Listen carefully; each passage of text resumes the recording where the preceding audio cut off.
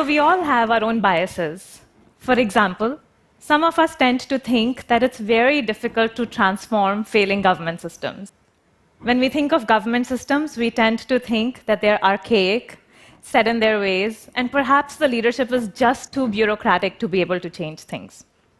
Well, today, I want to challenge that theory. I want to tell you a story of a very large government system that has not only put itself on the path of reform, but has also shown fairly spectacular results in less than 3 years. This is what a classroom in a public school in India looks like. There are 1 million such schools in India. And even for me, who's lived in India all her life, walking into one of these schools is fairly heartbreaking. By the time kids are 11, 50% of them have fallen so far behind in their education that they have no hope to recover. 11-year-olds cannot do simple addition. They cannot construct a grammatically correct sentence. These are things that you and I would expect an 8-year-old to be able to do. By the time kids are 13 or 14, they tend to drop out of schools. In India, public schools not only offer free education, they offer free textbooks, free workbooks, free meals, sometimes even cash scholarships. And yet, 40% of the parents today are choosing to pull their children out of public schools and pay out of their pockets to put them in private schools. As a comparison, in a far richer country, the US, that number is only 10%. That's a huge statement on how broken the Indian public education system is. So it was with that background that I got a call in the summer of 2013 from an absolutely brilliant lady called Surina Rajan. She was at that time the head of the Department of School Education in a state called Haryana in India. So she said to us, she said, "Look, I've been heading this department for the last 2 years. I've tried a number of things, and nothing seems to work. Can you possibly help?" Let me describe Haryana a little bit to you. Haryana is a state which has 30 million people. It has 15,000 schools, public schools, and 2 million plus children in those public schools. So basically, with that phone call, I promised to help a state and a system which was as large as that of Peru or Canada transform itself. As I started this project, I was very painfully aware of 2 things. 1, that I had never done anything like this before, and 2, many others had, but perhaps without too much success. As my colleagues and I looked across the country and across the world, we couldn't find another example that we could just pick up and replicate in Haryana. We knew that we had to craft our own journey. But anyway, we jumped right in, and as we jumped in, all sorts of ideas started flying at us. People said, let's change the way we recruit teachers. Let's hire new principals and train them and send them on international learning tours. Let's put technology inside classrooms. By the end of week 1, we had 50 ideas on the table, all amazing, all sounded right. There was no way we were going to be able to implement 50 things. So I said, hang on, stop. Let's first at least decide what is it that we're trying to achieve. So with a lot of push and pull and debate, Haryana set itself a goal which said, by 2020, we want 80% of our children to be at grade level knowledge. Now, the specifics of the goal don't matter here, but what matters is how specific the goal is. Because it really allowed us to take all those ideas which were being thrown at us and say, which ones are we going to implement? Does this idea support this goal? If yes, let's keep it. But if it doesn't, or we're not sure, then let's put it aside. As simple as it sounds, having a very specific goal right up front has really allowed us to be very sharp and focused in our transformation journey. And looking back over the last 2.5 years, that has been a huge positive for us. So we had the goal, and now we needed to figure out what are the issues, what is broken. Before we went into schools, a lot of people told us that education quality is poor because either the teachers are lazy, they don't come into schools, or they're incapable. They actually don't know how to teach. Well, when we went inside schools, we found something completely different. On most days, most teachers were actually inside schools. And when you spoke with them, you realized that they were perfectly capable of teaching elementary classes. But they were not teaching.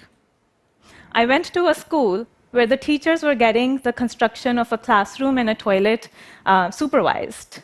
I went to another school where 2 of the teachers had gone to a nearby bank branch to deposit scholarship money into kids' accounts.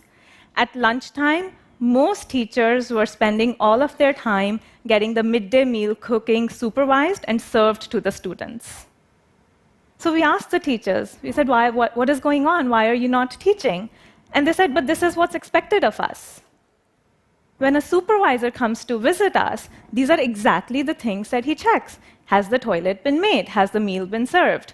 When my principal goes to a meeting at headquarters, these are exactly the things which are discussed. You see, what had happened was that over the last 2 decades, India had been fighting the challenge of access, having enough schools, and enrollments, bringing children into the schools. So the government launched a whole host of programs to address these challenges, and the teachers became the implicit executors of these programs. Not explicitly, but implicitly.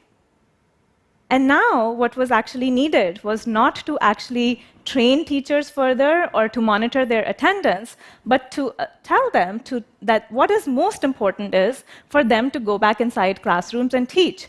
They needed to be monitored and measured and awarded on the quality of teaching and not on all sorts of other things.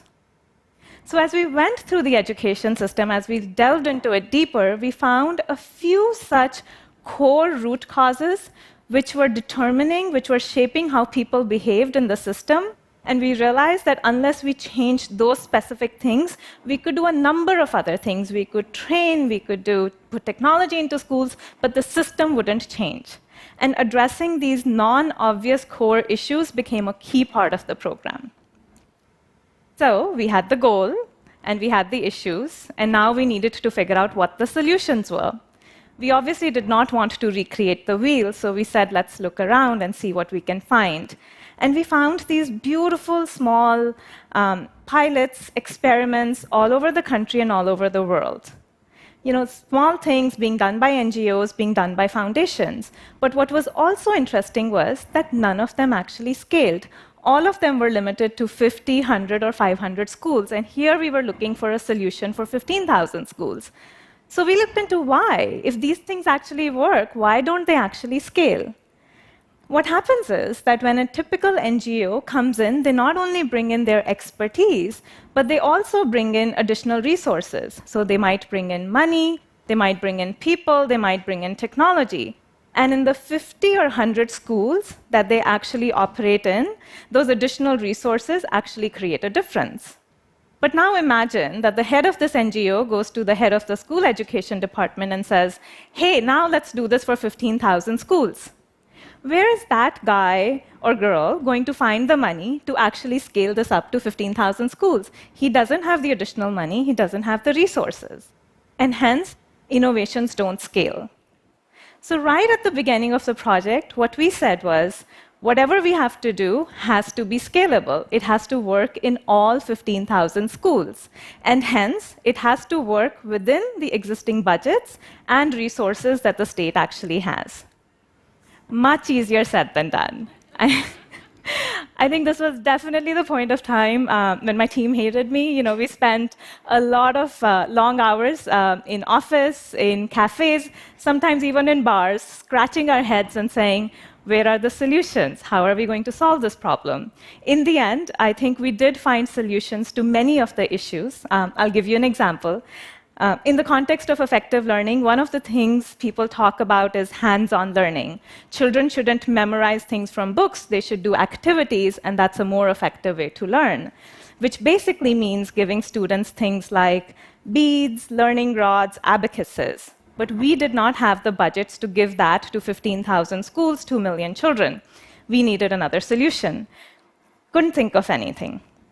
One day, one of my team members went to a school and saw a teacher pick up sticks and stones from the garden outside and take them into the classroom and give them to the students.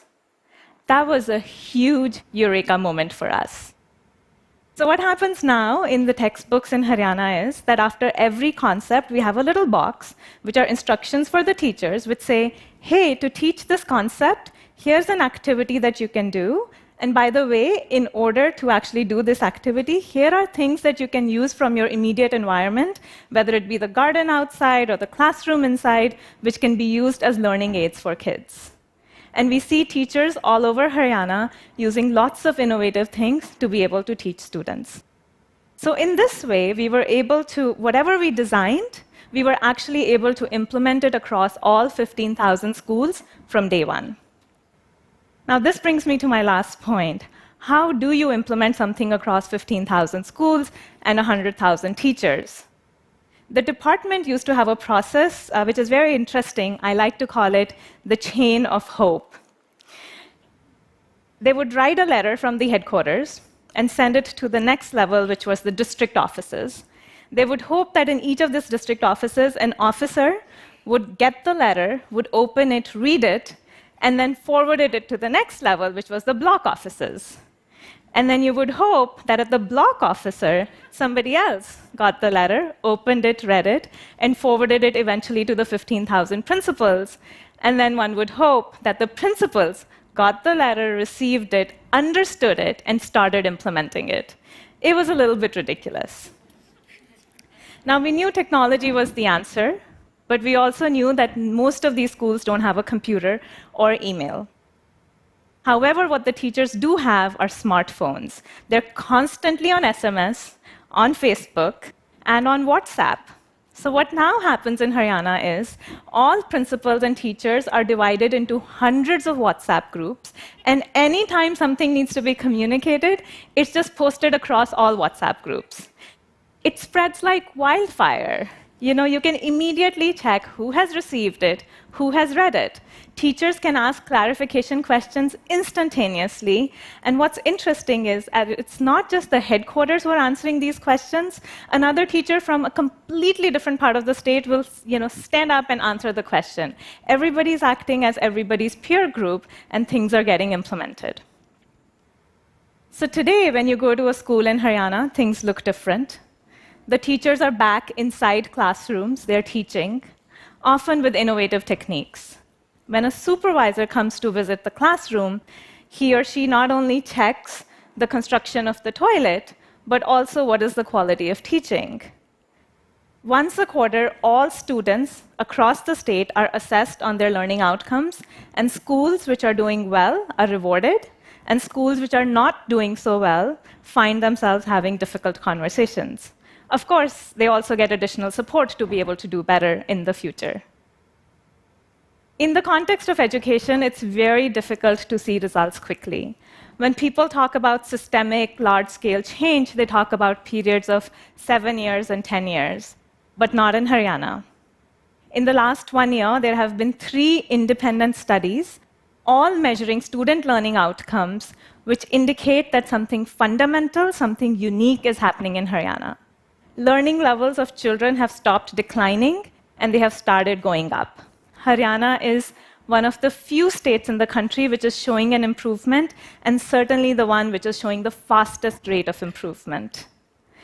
These are still early signs. There's a long way to go, but this gives us a lot of hope for the future. I recently went to a school, and as I was leaving, I ran into a lady. Her name was Parvati. She was the mother of a child, and she was smiling. And I said, "Why are you smiling? What's going on?" And she said, "Look, I don't know what's going on. But what I do know is that my children are learning, they're having fun, and for the time being, I've stopped my search for a private school to send them to." So I go back to where I started. Can government systems transform? I certainly believe so. I think if you give them the right levers, they can move mountains. Thank you.